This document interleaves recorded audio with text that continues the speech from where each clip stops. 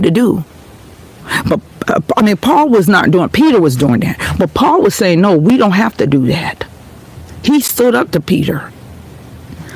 And so now he said, but when I saw that they were not straightforward about the truth of the gospel, I said to Peter before them all, if you being a Jew living in the manner of a Gentile and not as a Jew, why do you compel Gentiles to live as Jews? We who are Jews by nature and not sinners of the Gentiles, knowing that a man is not justified by the works of the law, but by faith.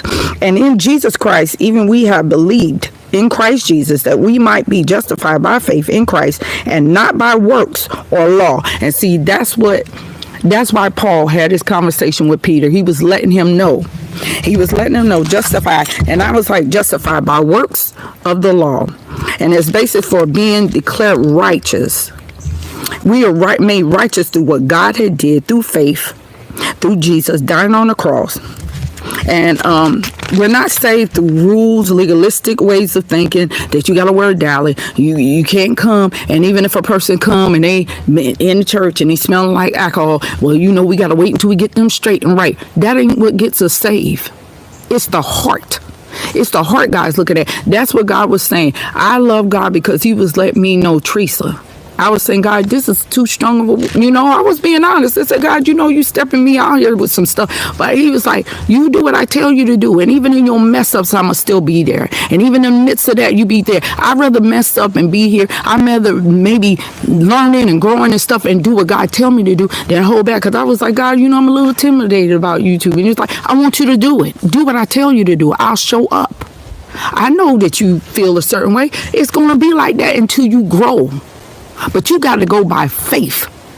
And see, what was happening here was Paul was trying to make the people stand by legalistic ways of thinking, rules and regulation. And God said, that is not how faith works.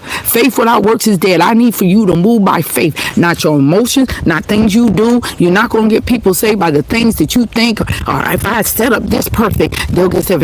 It's not even going to be that. It's going to be the love of God that's going to draw them. And I'm looking to see if you're going to be obedient to what I tell you to do. I'm looking to see if you're going to be obedient through the mess ups.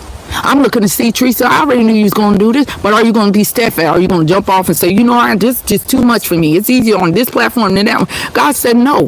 That's making you push yourself. That means you need to study. That means to show yourself approved. And when you mess up, God said he will pick you back up.